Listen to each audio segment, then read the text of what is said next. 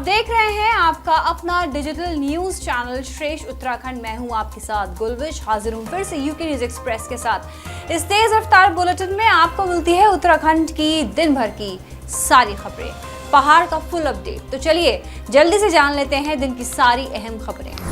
जम्मू कश्मीर के डोडा में आतंकवादियों से मुठभेड़ के दौरान शहीद हुए 48 राष्ट्रीय राइफल के कैप्टन दीपक सिंह का पार्थिव शरीर बीते गुरुवार को जॉली ग्रांट एयरपोर्ट देहरादून पहुंचा, जहां राज्यपाल लेफ्टिनेंट जनरल गुरमीत सिंह और मुख्यमंत्री पुष्कर सिंह धामी ने कैप्टन दीपक सिंह को श्रद्धांजलि अर्पित की।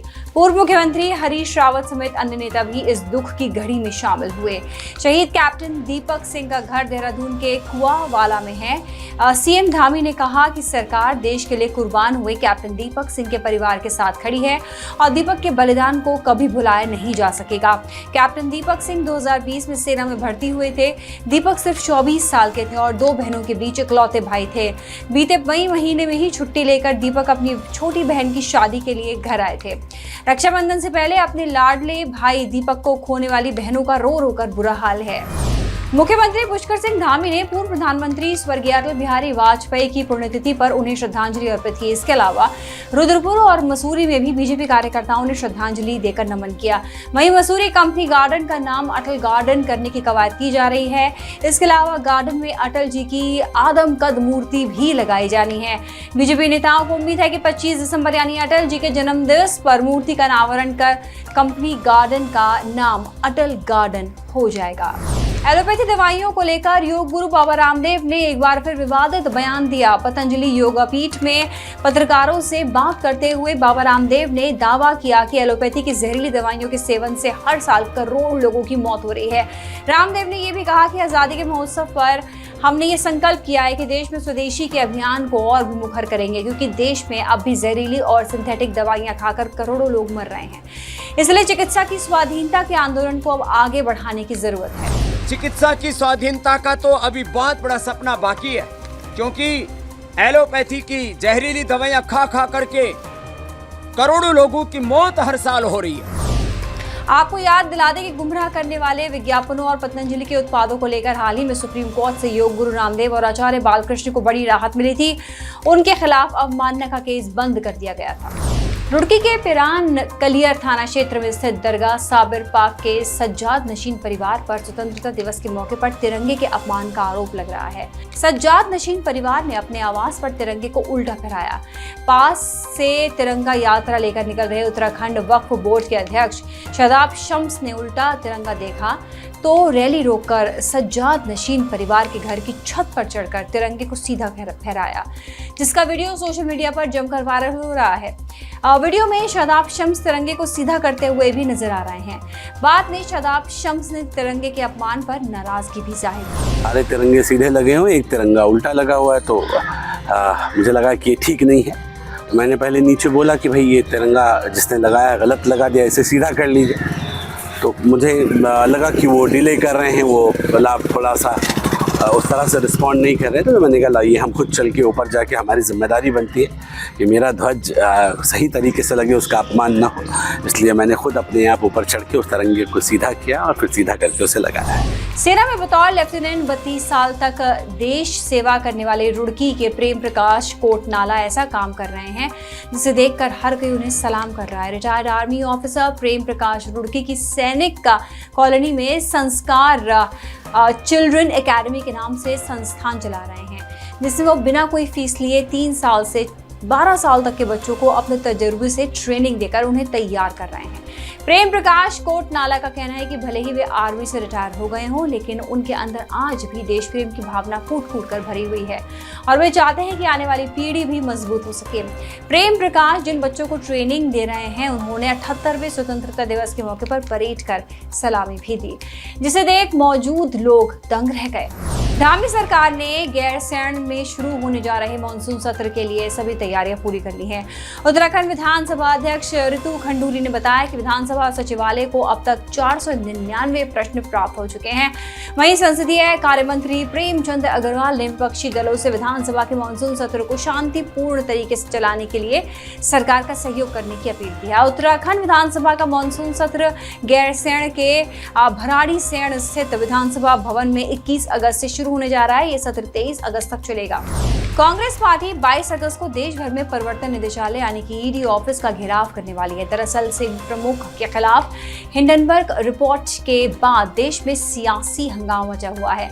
इसी रिपोर्ट के आधार पर कांग्रेस और विपक्ष ने सेबी प्रमुख माधवीपुरी बुच को पद से हटाए जाने की मुहिम छेड़ दी है, जिसके तहत कांग्रेस के प्रदर्शन के केंद्र में प्रवर्तन निदेशालय यानी कि ईडी भी होगा।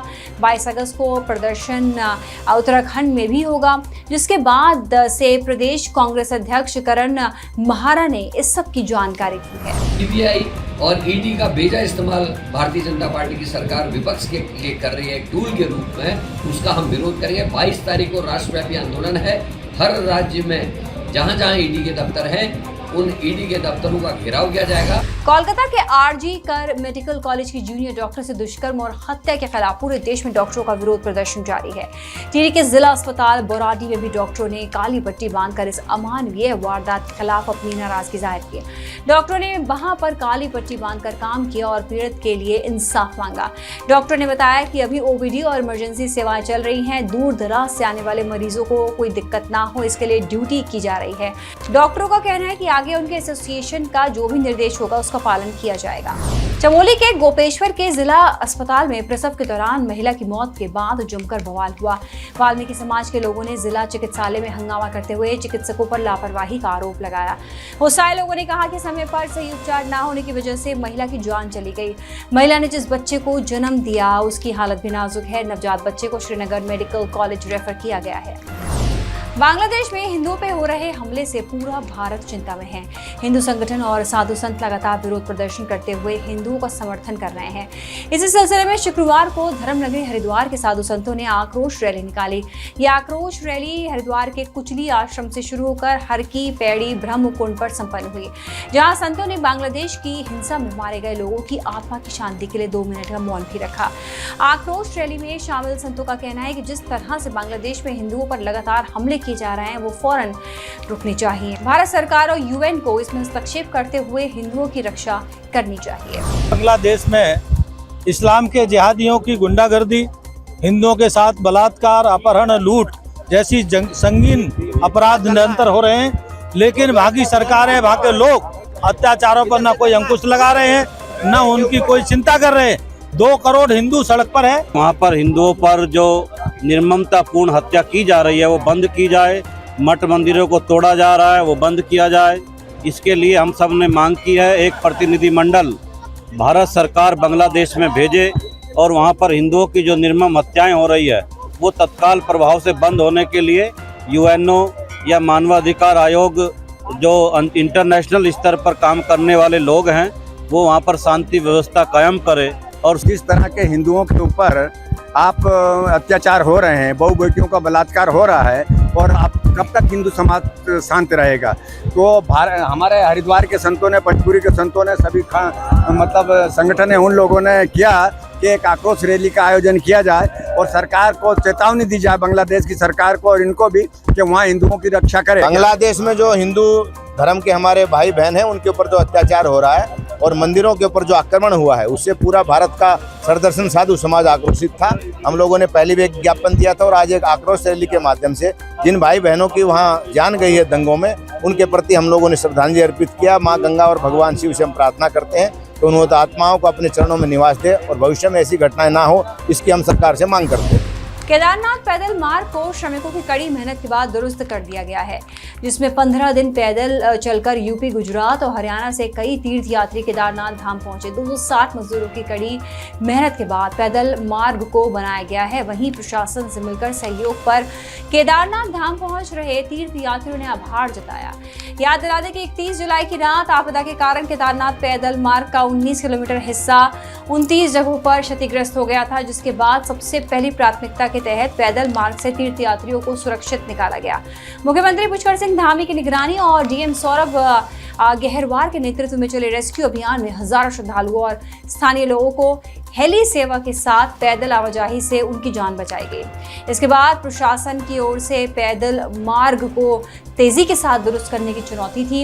इस चुनौती से भी अब जिला प्रशासन ने पार पा लिया है। प्रशासन के मुताबिक पैदल मार्ग के डेंजर वाली जगहों पर सुरक्षा जवान तैनात किए गए हैं जो भक्तों को सुरक्षित यात्रा करवा रहे हैं। पौड़ी के कोट ब्लॉक के राजकीय इंटर कॉलेज दोंदल में शिक्षकों की कमी के चलते बच्चे 5 किलोमीटर दूर पैदल स्कूल दाखिला लेने को मजबूर हैं। कई अभिभावक अपने बच्चों को लेकर पौड़ी भी आ गए हैं। अभिभावकों ने पौड़ी पहुंचकर जिला शिक्षा अधिकारी से भी मुलाकात की और शिक्षकों की कमी को दूर करने की मांग भी उठाई। अभिभावकों का कहना है कि शिक्षकों की कमी के चलते बच्चों का भविष्य अंधकार में है। बोर्ड परीक्षाओं में भी इसका असर देखने को मिलता है। अभिभावकों की शिकायत के बाद अधिकारियों ने शिक्षकों की कमी को जल्द दूर करने का भरोसा दिया। रुड़की के भगवानपुर थाना क्षेत्र के रायपुर औद्योगिक क्षेत्र में कंपनी के गोदाम में भीषण आग लग गई, जिससे लाखों का माल जलकर खाक हो गया। फायर ब्रिगेड की 4 गाड़ियों ने मौके पर पहुंचकर बमुश्किल आग पर काबू पाया। कंपनी के मैनेजर ने आरोप लगाया कि बराबर वाली फैक्ट्री में वेल्डिंग का काम चल रहा है, जिससे चिंगारियां उठने से उनके गोदाम में वो आग लगी है।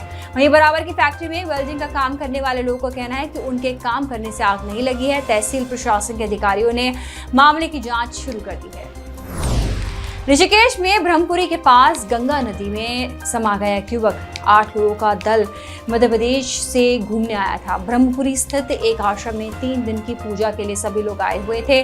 दल का सदस्य अमन नदी किनारे मौजूद था, तभी अचानक गंगा के बहाव में आकर वो गंगा की आगोश में ही समा गया।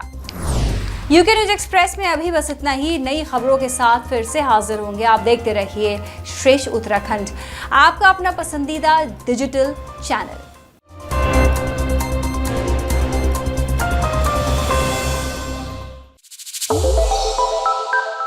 श्रेष्ठ उत्तराखंड पर खबरों से जुड़े रहने के लिए चैनल को सब्सक्राइब और लाइक करें, बेल आइकन दबाएं और देखते रहें श्रेष्ठ उत्तराखंड।